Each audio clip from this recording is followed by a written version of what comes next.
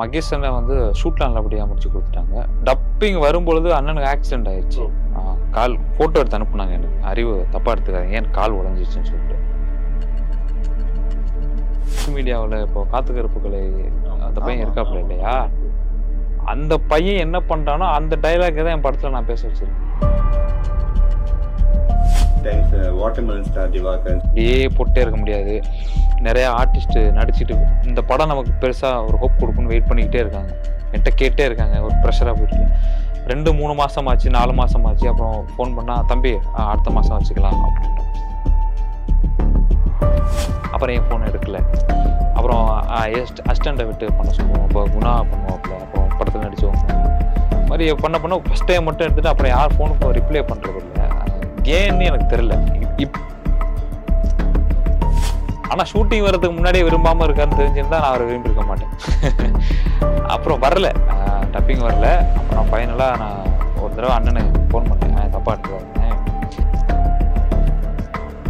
11 மாசத்துக்கிட்ட நாங்க வெயிட் பண்ணோம். நான் அப்போ ஃபாரின்ல ஒர்க் பண்ணிக்கிட்டு இருந்ததுனால நான் அதை விட்டேன். சரி, ஃபாரின்ல ஒரு 1 மந்த் ஒர்க், ஒரு 1 வீக் சடன் ஒர்க்ல போயிடும் இல்லையா, அந்த மாதிரியே வெயிட் பண்ணியே போச்சு. நம்ம ஃபோன் பண்ணும்போது, தம்பி ஒரு 2 வாரத்தில் சொல்லிட்டேன்னா நம்ம 2 வாரம் வெயிட் பண்ணுவோம். அதான் டீசென்சி. நம்ம ஒன்றும் பண்ண வேணாம், 2 வாரம் வெயிட் பண்ணுவோம். மறுபடியும் தம்பி ஒரு மாசத்துல 1 மந்த், இப்படியே தான். அப்புறம் நாங்கள் ஃபைனலாக சொன்னதுக்கப்புறம், தம்பி சாரிடா நான் சரியாக ரிப்ளை பண்ணாமட்டேன், நீங்கள் யாரையா வச்சு டப் பண்ணிக்கோங்க. அப்புறம் ப்ரொமோஷன்ஸ், ஆடியோ லான்ச் கூப்பிட்டோம், ப்ரெஸ் மீட் கூப்பிட்டோம், இன்டர்வியூஸ் கூப்பிட்டோம். ஏன்னா ஓன் ஃபேஸாக இருக்கீங்க. ஆமாம், நான் வந்து வியாபாரத்துக்கெல்லாம் பண்ண எடுக்கல. அவர்கிட்ட சொல்லிட்டேன், நான் வியாபாரம் பிஸ்னஸ்க்காக பணம் எடுத்துருக்கேன். என்கிட்ட ஒரு பணம் இருக்கு, இந்த பணத்தை கொண்டு போயிட்டு சினிமாவுக்கு போறேன்னு சொன்னா நான் எவ்வளவு பெரிய முட்டாள்னு எனக்கு தெரியும். ஆமா, அவங்க என்ன சொன்னாங்க, இன்னைக்கு ஒட்டுமொத்த பிரச்சனையே பேசி தமிழ்நாட்டுல இப்படிதான் இதான் பிரச்சனையே பேசி வச்சிருக்கீங்க. இப்படி ஒரு படம் இப்படி பண்ணக்கூடாது. மூவி வேர்ல்டு மீடியா நேயர்களுக்கு வணக்கம். இன்னைக்கு என் கூட தடை அது உடை அந்த மூவி டீம் தான் இருக்காங்க, டைரக்டர் அண்ட் ஹீரோ.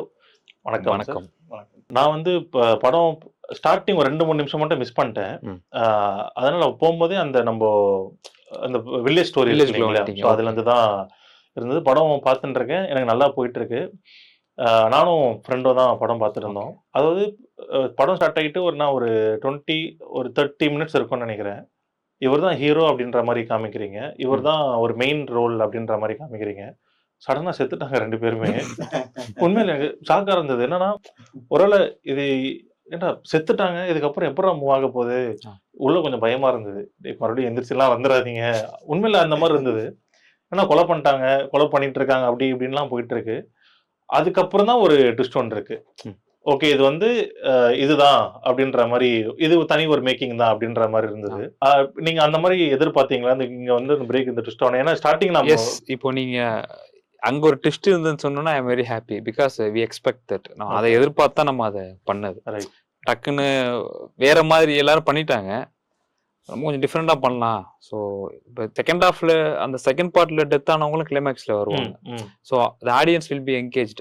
ஓகே என்ன ஓகே. ஸோ அதை ஃபீல் பண்ணி தான் அந்த ஸ்கிரிப்ட் ரைட்டிங் பண்ணேன். படம் பார்த்துட்டே இருந்தாரு, முடிச்சு இன்டர்மிஷன் வந்துட்டு டிஸ்கஸிங் வித் அஸ். நான் வந்து ஒரு இன்ட்ரடக்ஷன் இருக்கு. ஆக்சுவலி நீங்க சொன்னீங்க இல்லையா, வி ஹேட் இன்ட்ரடக்ஷன். அந்த கதைக்குள்ள போறது கூட இன்ட்ரடக்ஷன், நீங்க அதான் மிஸ் பண்ணிருக்கீங்க. ஸோ அது பார்த்துருந்தீங்கன்னா ப்ராபப்ளி இந்த இது வந்திருக்காது. ஸ்டில் ஆடியன்ஸ்ல தான் எங்கெல்லாம் பார்த்துருக்காங்க, அந்த 3 கேரக்டர்ஸ் பார்த்துட்டு அந்த கேரக்டர் கதை சொல்லிட்டு உள்ள போகும்போது அந்த கதையில ரொம்ப இன்வால்வ் ஆயிட்டாங்க. எங்களை மறந்துட்டாங்க. ஃபர்ஸ்ட் கேட்ட மறந்துட்டாங்க. செகண்ட் அந்த கேரக்டர் இன்வால்வ் ஆனதான் அந்த கேரக்டர் இறக்கும்போது பார்த்தா எப்படி இவங்க எல்லாம் இறந்துட்டாங்க, திருப்பி அப்ப கதை என்ன சொல்ல போற டேரக்டர், அடுத்த பாட்டு எப்படி இருக்கும் அப்படின்னு நீங்க உங்களோட ஷாக் அவங்களுக்கு. Though they knew that the secret of the element, அது தெரிஞ்ச போது அந்த கதை இன்வால்வ் ஆயிட்டாங்க. ரைட், அது ரொம்ப அந்த ஷார்ட் ஃபிலிம் இருக்குல்ல, நல்லா இருந்தது. அந்த குட்டி பையனை நீங்க எப்படி நடிக்க வச்சீங்கன்னு தெரியல. அந்த அப்பாவுடைய அந்த பையன் வந்து இதுவரை ஒரு பிரேம்ல கூட நடிச்சது கிடையாது. என்னுடைய அத்தான் தங்கச்சி பையன் தான், ரிலேட்டிவ் தான். ரைட். அவன் சும்மா யதார்த்தமா இந்த ஸ்கிரிப்ட் எழுதிட்டு இருக்க அப்புறம் பார்த்துட்டு சரி ஒரு 1 இயர் முடிவெட்ட வேணாம், ஒரு 6 months சொல்லிட்டு ஒரு நாளைக்கு ஷார்ட் எடுத்து பார்க்கலாம். எடுத்தா அவன் பயங்கர டேலண்டா இருக்கான். அந்த பையன் பேரு சூரிய பிரதாப். அங்க செட்ல உள்ள எல்லாருமே சொன்னாங்க, நீ கூட எத்தனை படம் நடிச்சிருக்க, என்ன பண்ணிருக்க அப்படின்னு. இல்ல என் மாமன் கூப்பிட்டா நான் நடிச்சு கொடுக்குறேன், பாத்துக்கலாம் அப்படின்னு. ஏடா சாதாரணமா நடிச்சுக்கிட்டு இருக்கேன் அப்படின்னு. என்னடா சொல்றாரு அது வேற மரியாதை. ரொம்ப திறமையான பையன். எல்லாருமே சொன்னதுனால நானும் சொல்றேன். அதுக்கப்புறம் இது வந்து ஷார்ட் ஃபிலிம் தான் அப்படின்ற மாதிரி ஒரு ப்ரொடியூசர் கிட்ட சொல்றாங்க. எனக்கு அங்க பர்சனலா என்ன ஃபீல் ஆச்சுன்னா, டேய் நல்லா தான்டா இருக்கு, ஏன்டா அவர் நல்லா இல்லைன்றாரு. ஒரு நல்ல படத்தை ஷார்ட் ஃபிலிமா காமிச்சிருக்காங்க. அந்த ப்ரொடியூசருக்கு என்ன அதான் டைலாகும் இருக்கும், டேய் உனக்கு ஸ்கிரீன் பிளே பார்க்க தெரியலடா அப்படின்ற மாதிரி இருக்கும். அதனால மனசு ஸ்கிரீன் பிளே கம்மியா இருக்கு நினைக்கிறீங்க. நல்லா இருக்கிற படத்தை ஏன் அவர் நல்லா இல்லைன்னு சொன்னாரு அப்படின்ற மாதிரி அது ஏதாவது காரணம் இருக்கா, இல்ல மூவ் பண்றதுக்காக அப்படி? நெக்ஸ்ட் நம்ம போகணும் இல்லையா? Okay. ஃபர்ஸ்ட் இம்பார்ட்டன்ட் ரீசன் வந்து நல்லா இருக்கிறத எல்லாருமே நல்லா இருக்குன்னு சொல்ல மாட்டாங்க. அதுக்காக தான் நான் அதை வச்சேன். ஓகே, சோ வேரியஸ் தாட் இருக்கும் மத்தவங்க அப்படின்றது. வேரியஸ் தாட் வந்து அது எல்லாத்துலயும் இருக்கக்கூடாது. 99 பேர் ஏத்துக்கிட்டதை ஒரு ஆள் ஏத்துக்கலைங்கிறத என்னால ஏத்துக்க முடியல. அப்படி நீங்க அதுல என்ன ஏத்துக்காமலே இருக்கீங்க, எப்படி அது? சோ நல்லா இல்லைங்கிறது வேற, பிடிக்கலங்கிறது வேறங்கிறத நான் இங்க சொல்லணும். இந்த படத்துல நிறைய ரெஜிஸ்டர் பண்ணிட்டே இருந்தீங்க, அது நல்லா இருந்தது. ஒரு படம் பார்த்துட்டு வெளில வரவங்க வந்து எனக்கு கொஞ்சம் பிடிக்கலங்க அப்படின்னு சொன்னா அதை சரியா நான் பாக்குறேன். நல்லா இல்ல அப்படின்னு சொன்னா அது நான் தப்பா பாக்குறேன். அதுல நீங்க சொல்ல அந்த மெசேஜும் நல்லா இருந்துச்சு. அந்த கிராமத்து இதுல வந்துட்டு அந்த ஒரு அப்பா வந்து பையனுக்காக ஒரு ஸ்கூல்ல சேர்க்கறதுக்கு எவ்வளவு கஷ்டப்படுறாங்க அப்படின்றது வந்து ரொம்ப ரியலிஸ்டிக்கா நல்லா இருந்தது. அதுக்கு எல்லாருக்குமே முக்கியம்னு நம்ம சொல்லிட்டு இருக்கோம். அது முக்கியம் நினைக்கிறவங்க எவ்வளவு ஸ்ட்ரகிள் பண்றாங்க, கிடைக்க மாட்டேங்குது அந்த விஷயத்த கொஞ்சம் ஆணித்தரமா சொல்லுவாங்க. டிவின்னு பார்த்துட்டு சிஎம் சார் ஒரு விஷயம் பண்ணாங்க. ஆமா, அந்த மாதிரி இந்த படம் பார்த்தாங்கன்னா கவர்மெண்ட்ல அஃபீஷியல்ஸ் பொலிட்டிஷியன்ஸ் பார்த்தாங்கன்னா அவர் சொல்ற மாதிரி ஒரு ரெவல்யூஷன் வரதுக்கு வாய்ப்பு இருக்கு. It's based on a true story. Right. So இது கவர்மெண்ட்டுக்கு ரீச் ஆச்சுன்னா நிறைய நல்ல விஷயங்கள் நடக்கும்ன்றது எங்களோட நம்பிக்கை. Hope it goes till to CM sir. கண்டிப்பா வாண்டடாவே அந்த ஃபர்ஸ்ட் ஆஃப் அந்த ஷார்ட் ஃபிலிம் இது வந்து கலர் டோன் கம்மி பண்ணி ஒரு ஷார்ட் ஃபிலிம் மேக்கர் எப்படி பண்ணுவாங்க அது கொடுத்துருந்தீங்க. ஆமா, ஏன்னா அதை பார்க்கும்போது அதான் நான் சொன்னேன்ல, ஒரு கொஞ்ச நேரம் லேட்டா அந்த ப்ரொடியூசர் நல்லா இல்லைன்னு சொல்றதுக்கு அவருக்கும் ஒரு காரணம் இருக்குங்கிறதுக்காக பண்ணதுதான் அந்த விஷயம். சில இடத்துல இந்த நைட்டு ஹீரோவும் ஹீரோயினும் அந்த ஒரு ரூம்ல மீட் பண்ற scene, இதெல்லாம் வந்து பாத்தீங்கன்னா ஃபுல் டார்க், இவங்க மட்டும் தான் லைட்ல இருப்பாங்க. அந்த ஒரு பையன் ப்ரொபோஸ் பண்ணி நின்றுப்பான், அதுவும் அந்த மாதிரிதான் இருந்தது. ஒரு மாதிரி கலர் டோன் என்னடா கம்மியா டல்லா இருக்கும் படம் பார்த்துட்டு இருக்கோம் நம்ம, அந்த இது இருந்தது எனக்கு. அதுக்கப்புறம் தான் உடைச்ச உடனே ஓகே டே இது ஷார்ட் ஃபிலிமா அப்படின்ற மாதிரி இருந்தது. ஸோ அது ரியலா இருந்த மாதிரி. இது என்ன பெரிய ட்விஸ்ட்னா, ஒரு அமெச்சூரான ஷார்ட் ஃபிலிம் ஒருத்தர் ரிஜெக்ட் பண்ணாருன்னா அக்செப்ட் பண்ணும். அது அமெச்சூரா வரணும், லைக் அந்த பீரியடுக்குலாம் வரணும் ட்ரை பண்ணது. அது இப்போ அந்த பியூட்டிஃபுல் டோனா மாறி எல்லாமே நல்லா ரிசீவ் பண்ண ஆரம்பிச்சு. கண்டிப்பா. ஸோ அது நல்லா இருந்தது. அடுத்துதான் நம்ம மேட்டருக்குள்ள வரோம். என்னன்னா சோசியல் மீடியா, யூடியூப். அது வந்து கரெக்டா சொல்லியிருக்கீங்க. ஸோ அது ரிகார்டிங்கா உங்களுக்கு ஏதாவது அஃபெக்ட் ஆகிருக்கா பர்சனலா? இந்த மாதிரி ஏதாவது கமெண்ட்ஸ் போட்டோ இல்லைன்னா உங்களுக்கு தெரிஞ்சவங்க, ஏன்னா ஒரு இந்த தாட் உங்களுக்கு வந்தது இல்லையா? ரெண்டு பேருக்குமே கேட்கறேன் இது சொல்லணும் இருக்கு. ஸோ அது அந்த மாதிரி ஏதாவது தப்பா நடந்திருக்கா? ரெண்டு பேருமே ஷேர் பண்ணாங்க. நான் 90s கிட்ஸ், 90ல பிறந்தேன். இப்போ பிறந்தவங்க எல்லாருமே யாரும் எங்களை மாதிரியே இல்லை. நான் ரொம்ப கவனிக்கிறேன். நான் சனிக்கிழமை ஆச்சு, ஓகே எல்லாம் என்ன சனிக்கிழமை லீவு, கிராமம், எங்க யாரையும் வீட்டை விட்டு வெளில காணும். ஞாயிற்றுக்கிழமை எவனை யாரையும் வீட்டை விட்டு வெளில காணும். திருவிழா நடக்குது, அங்க யாரும் இல்லை. தீபாவளி நடக்குது, ஒன்னா கூடி வெடி வெடிக்க மாட்டாங்க. இது என்ன எனக்கு ஊருக்கே போக பிடிக்க மாட்டேங்குது. எல்லாம் என்ன பண்றாங்கன்னு ஆழ்ந்து யோசிச்சா எல்லாம் என்ன பண்றாங்கன்னா பெட்ல பார்த்துட்டு மொபைல் பார்த்துட்டு இருக்காங்க. சரி ஓகே, நீ மொபைல் தான் பாக்குற, நீ மொபைல்ல என்ன பாக்குற? ஏதாவது இன்ட்ரெஸ்டிங்கா வேற ஏதாவது பாத்துக்கிட்டு இருக்கியா? ஆப் எப்படி டிசைன் பண்றதுன்னு பாத்துக்கிட்டு இருக்கீங்களா? இல்ல இன்ஜினியரிங் வீடியோஸ் எதுவும் பாத்துக்கிட்டு இருக்கீங்களா? இல்ல ராக்கெட் செய்யறது எப்படின்னு பாக்குறீங்களா? இல்ல குரூப் 4 எக்ஸாமுக்கு எதுவும் படிக்கிறீங்களா? என்னதான்டா பண்றீங்கன்னு பார்த்தா அவன் வீட்டுக்கு பக்கத்து வீட்டுக்காரன் வீடியோ போட்டுட்டு இருக்கான், அதை இவன் பாத்துக்கிட்டு இருக்கான். இவன் ஒரு வீடியோ போடுறத அவன் பாத்துக்கிட்டு இருக்கான். இது இவங்களுக்குள்ள ஏன் நீங்க 2 பேரும் நேராவே பார்த்து பேசிட்டு போக வேண்டியது? அவங்க என்னமோ பண்ணிட்டு போறாங்க, உங்களுக்கு என்னன்னு நீங்க கேள்வி கேட்டீங்க அப்படின்னா அந்த சமூக பொறுப்பு எனக்கு இருக்கிறதா நான் பாக்குறேன். அந்த பொறுப்பை யாரும் கொடுக்குறாங்க கொடுக்கலன்னாலும் சமூக பொறுப்பு எனக்கு இருக்கு, எல்லாருக்குமே அது இருக்கணும் அப்படின்னு தான் நான் நினைக்கிறேன். நம்ம இண்டஸ்ட்ரியில ஃபிலிம் இண்டஸ்ட்ரியில பாத்தீங்கன்னா பூமிங் டைம் இந்த ரிவ்யூன்றது ஸ்டார்டிங் டைம்ல ஹியூமிலேட் பண்றது, ஆர்டிஸ்ட் டைரக்டர் ப்ரொடியூசர் ஹியூமிலேட் பண்ணி ரிவ்யூ பண்ணி கலவரமா இருக்கு. எஃப்சி ஆஃபீஸ்ல பிளாஸ்ட் பண்ணாங்க ராகவலாதன் சார் படத்துக்கு. அந்த director he blasted that review particular. வளர வேண்டிய இண்டஸ்ட்ரியை வந்து இந்த மாதிரி சில ரிவ்யூவர்ஸ்னால இண்டஸ்ட்ரியை டவுன் பண்றாங்க, வளர விட மாட்டேங்க. அவங்களாம் கொஞ்சம் மனசாட்சியோட ரிவ்யூ பண்ணணும். ரிவ்யூ பண்ணுங்க, எத்திக்கலா பண்ணுங்க, ஹியூமிலேட் பண்ணாதீங்க தயவுசெய்து. ஏன்னா ஒவ்வொருத்தரும் மேல வரது கஷ்டப்பட்டு மேல வராங்க. நீங்க அப்படியே வந்திருக்கீங்க. ஆமா. சினிமா இல்லைன்னா நீங்க இல்லை. சினிமாவும் அதாவது ப்ரொடியூசர்ஸும் சம்பாதிக்கணும், ரிவ்யூவர்ஸும் சம்பாதிக்கணும். ஹெல்த்தியாக போகணும். வின் சுச்சுவேஷன் மைண்ட் வச்சுக்கிட்டு ரிவ்யூ பண்ணாங்க ரொம்ப ஆரோக்கியமாக எல்லாருமே இருக்கலாம். ஸோ அதுதான் தாழ்மையான கருத்து. ஆர்டிஸ்ட்க்கும் டைரக்டருக்கும் யூடியூப்ல வீடியோ பண்ணி ரீல்ஸ் பண்ணி ட்ரெண்ட் ஆகிறவங்க ஈஸியாக படத்தில் தூக்கி போட்டுறாங்க. அப்போ ஒரு ஆர்டிஸ்ட்டும் ஒரு டேரக்டரும் நான் ஷார்ட் ஃபிலிம் பண்ணியிருக்கேன், நான் வந்து கூத்துப்பட்டில் நடிச்சிருக்கேன், ஆக்டிங் கற்றுட்டு இருக்கேன், 10 வருஷமா போராடி இருக்கேன், அந்த பர்சனுக்கு வந்து சான்ஸ் கிடைக்கிறது இல்லை. சும்மா ஃபேமஸ் ரீல்ஸ் பண்ணுறவங்க ஃபேமஸ் ஆகிறாங்க இல்லைங்களா, சில பெரிய டெலிவிஷன் ஷோவில் போய் உட்காந்துருக்காங்க, பட் அவங்களுக்கு ஸ்டஃப் இருக்காது. இதெல்லாம் வந்து உங்களுக்கு பார்க்கும்போது எப்படி ஒரு கோவமா இருக்கா, இல்லைனா அவங்க ஏதோ பண்ணிட்டு போகிறாங்க நம்மளுக்கு ஏன்டாது அப்படின்னு பார்க்குறீங்களா? நம்ம அவ்வளோ கஷ்டப்பட்டுருக்கோம்ல, அதுக்கு என்ன சொல்கிறீங்க? சிம்பிளாக சொல்லணும்னா நிறையா இருக்கு. இப்போ ஃபார் எக்ஸாம்பிள் தான் வீட்டில் என்ன நடக்குது, அப்போ படத்தில் சொன்ன மாதிரி வீலாகும் சொல்லிட்டு வீலாகும் அவங்க ஓட்டு பிரிட்ஜை ஓப்பன் பண்ணி பாத்ரூம் டூர், பாத்ரூம் பாருங்க, நான் இதை கழுவுறேன் தெரியுமா, நான் வந்து பிரிட்ஜில் பாருங்க இங்க மேல இது வச்சிருக்கேன் 3/4 மணி நேரம் போடுறாங்க. நீங்க போடுங்க, அது உங்க பிரச்சனை, ஓகே. பட் எனக்கு என்ன பிரச்சனைனா இதை யார் பாக்குறாங்கன்னு தான் இப்ப என்னோட கேள்வி. படத்துல எனக்கு என்ன பிடிச்சிருந்ததுன்னா, அந்த அந்த ஹீரோ பேர் மட்டும் இன்னொருத்தர் நடிச்சிருப்பாங்க நம்ம அங்க, மகேஷ். அது கேட்பாங்க, நீங்க போடுங்க, ஏன் நீ பாக்குற அப்படின்ற மாதிரி இருக்கும். யூடியூப்ல என்ன வேணா போட்டுக்கோ, அது இன்னொருத்தங்க நீ ஏன்டா பாக்குற அப்படின்ற மாதிரி கேட்டிருந்தீங்களா, அது எனக்கு கரெக்டா இருந்தது. யார் வேணா போட்டோம், ஆனா நீ ஏன்டா பாக்குற அப்படின்றது நம்ம படத்துல இருந்து அது ஒரு இதுவா எடுத்து கரெக்டா இருந்தது. வந்து ஒருத்தவங்களை பிளேம் பண்ணி சொல்லக்கூடாது.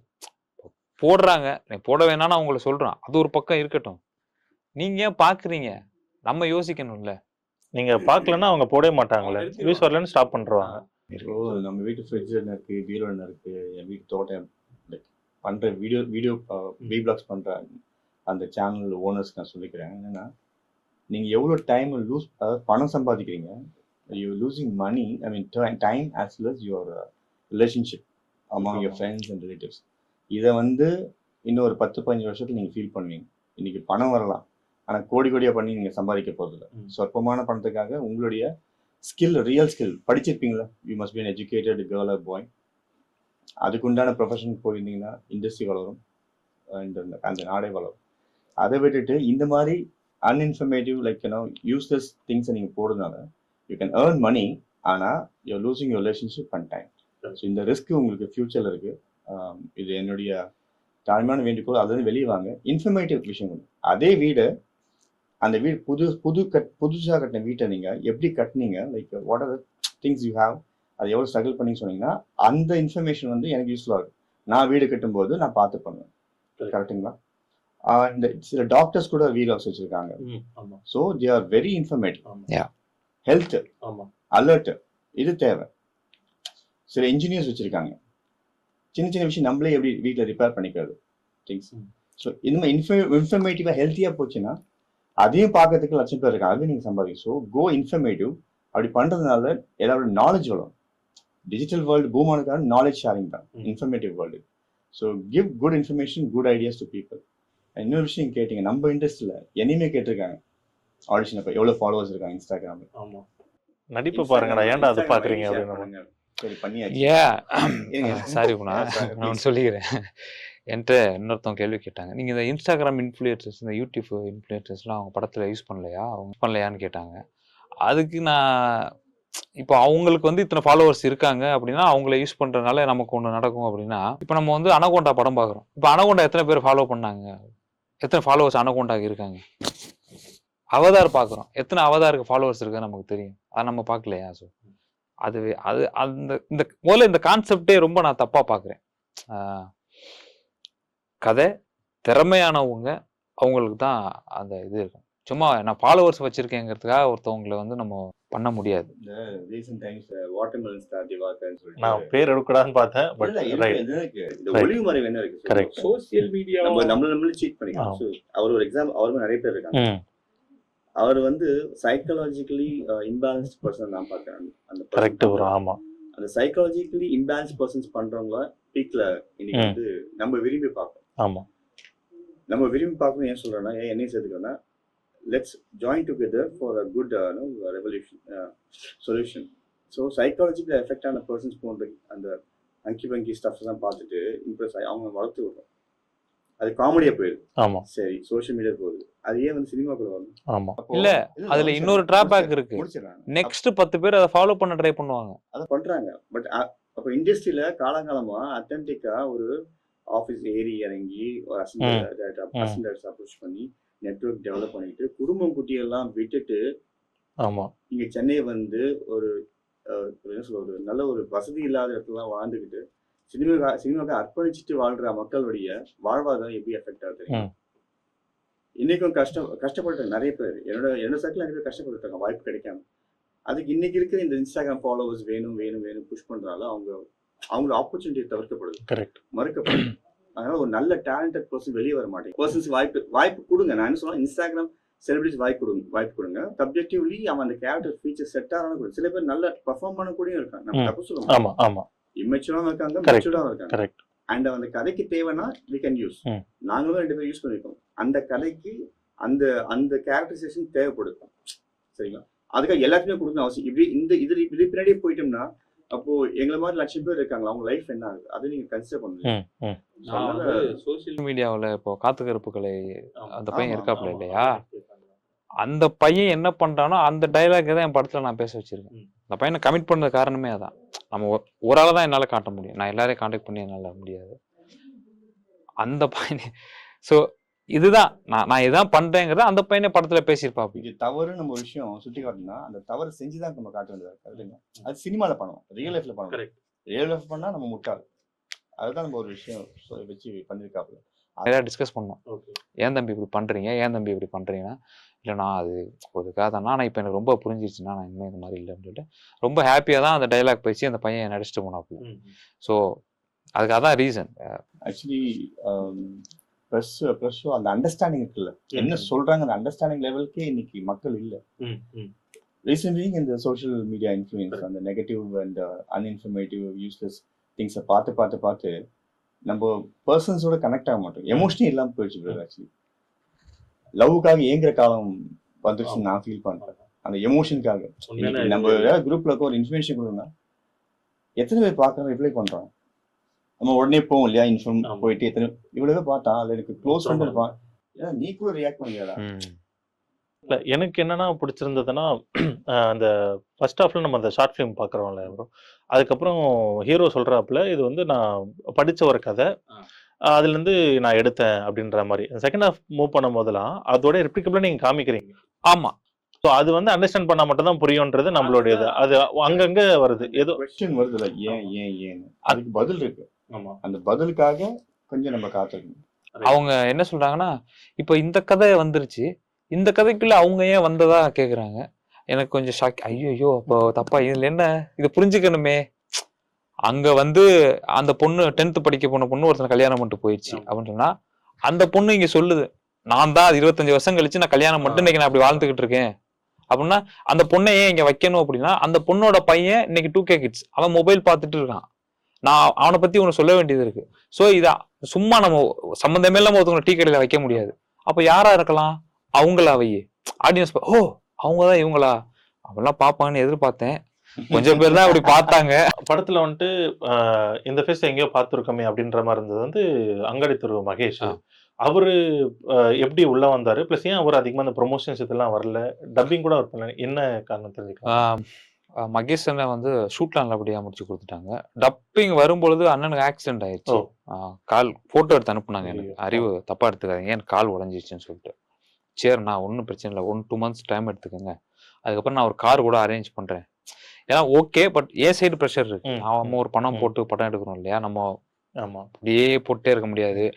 நிறைய ஆர்டிஸ்ட் நடிச்சுட்டு இந்த படம் நமக்கு பெருசா ஒரு ஹோப் கொடுக்குன்னு வெயிட் பண்ணிக்கிட்டே இருக்காங்க, என்கிட்ட கேட்டே இருக்காங்க. ஒரு ப்ரெஷரா போயிட்டு 2-3 மாசம் ஆச்சு, 4 மாசம் ஆச்சு. அப்புறம் ஃபோன் பண்ணா தம்பி அடுத்த மாசம் வச்சுக்கலாம் அப்படின்னு சொல்லிட்டேன். அப்புறம் என் ஃபோன் எடுக்கல. அப்புறம் அசிஸ்டண்ட்டை விட்டு பண்ண சொல்லுவோம். அப்போ குணா பண்ணுவாப்புல, அப்புறம் படத்துல நடிச்சவங்க இது மாதிரி பண்ண ஃபர்ஸ்ட் டைம் மட்டும் எடுத்துட்டு அப்புறம் யார் ஃபோனுக்கும் ரிப்ளை பண்றது இல்லை.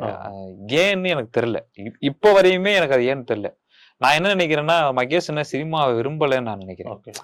நான் தான் அவரை விரும்பிட்டேன், மகேஷ் அண்ணன் வச்சு எடுக்கலாம் அப்படின்னு. ஆனா அவர் சினிமாவை விரும்பல. ஆனா ஷூட்டிங் வர்றதுக்கு முன்னாடியே விரும்பாம இருக்காருன்னு தெரிஞ்சிருந்தா நான் அவரை விரும்பி இருக்க மாட்டேன்.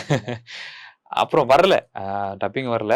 அப்போ நான் ஃபைனலாக நான் ஒரு தடவை அண்ணனுக்கு ஃபோன் பண்ணேன், தப்பாக எடுத்துக்காதீங்கண்ணே, நான் கம்ப்ளைண்ட் பண்ணுறேன், வேற வழி இல்லை. ஏன்னா நான் நடிச்சிருந்தேன்னு வைங்களேன், நீங்க டப் பண்ணிடலாம், யாருக்குமே தெரியாது. கரெக்ட். இப்போ கமல் சார் போய் ரஜினி சாருக்கு டப் பண்ண முடியுமா? நோன் ஆர்டிஸ்ட் டப்பிங் வேற ஒருத்தவங்க அவரே மாதிரி எங்க போயிட்டு பிடிக்கிறது? அவர் மாதிரி மெம்கிரி பண்ணி கூட நான் யாரையும் இந்த உலகத்துல பார்த்தது இல்லை. அது அப்போ அப்படி ஒரு பெக்குலரான ஒரு மாதிரியா இருக்கும் இல்லையா? அதனாலேயே ரொம்ப நாள் வெயிட் பண்ணேன். 11 மாசத்துக்கிட்ட நாங்க வெயிட் பண்ணோம். நான் அப்போ ஃபாரின்ல ஒர்க் பண்ணிக்கிட்டு இருந்ததுனால நான் அதை விட்டேன். சரி, இப்போ நான் ஃபாரின்ல ஒரு 1 மந்த் ஒர்க் பண்ணணும், ஒரு 1 வீக் சடன் ஒர்க்ல போயிடும் இல்லையா? அந்த மாதிரியே வெயிட் பண்ணியே போச்சு. நம்ம ஃபோன் பண்ணும்போது தம்பி ஒரு 2 வாரத்துல சொல்றேன்னா நம்ம 2 வாரம் வெயிட் பண்ணுவோம். அதான் டீசென்சி. நம்ம ஒன்றும் பண்ண வேணாம், 2 வாரம் வெயிட் பண்ணுவோம். மறுபடியும் தம்பி ஒரு மாசத்துல 1 மந்த், இப்படியே தான். அப்புறம் நாங்க ஃபைனலா சொன்னதுக்கப்புறம் தம்பி சாரிடா, நான் சரியா ரிப்ளை பண்ணாம விட்டேன், நீங்க யாரையா வச்சு டப் பண்ணிக்கோங்க அப்படின்னு சொல்லிட்டாங்க.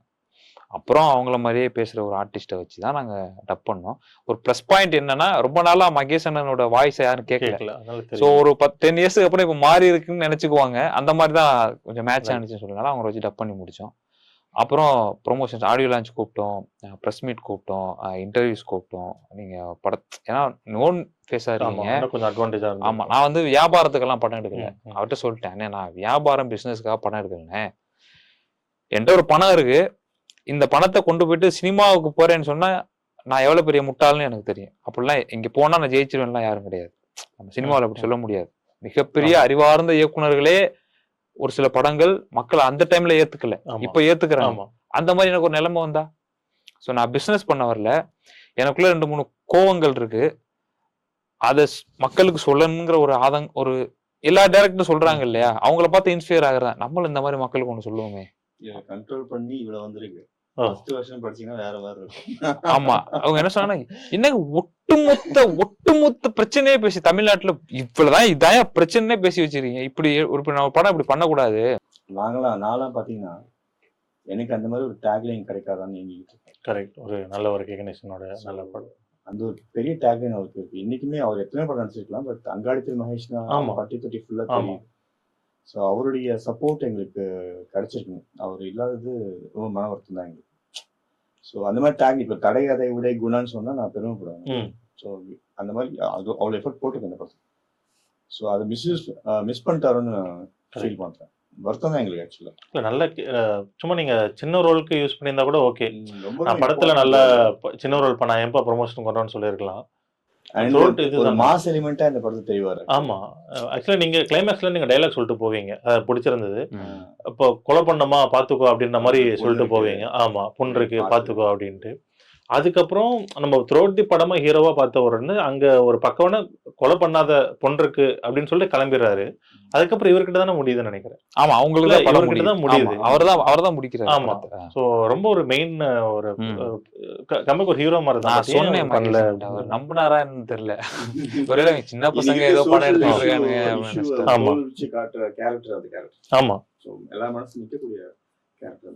ஆமா, ஏன்னா அந்த ஆப்போசிட்ல இருக்கிறதான் சொல்றாங்க, இந்த மாதிரி நான் பண்ணிட்டே தான்டா இருப்பேன், நான் கமெண்ட் போட்டு தான் இருப்பேன், என்னடா பண்ண முடியும் அப்படின்றப்போ இப்ப இருக்கிறதுக்கு நல்ல ஒரு மெசேஜ். அது அவர் தான் சாவடிக்கிறார் அப்படின்றப்போ நல்ல ஒரு கேரக்டர்.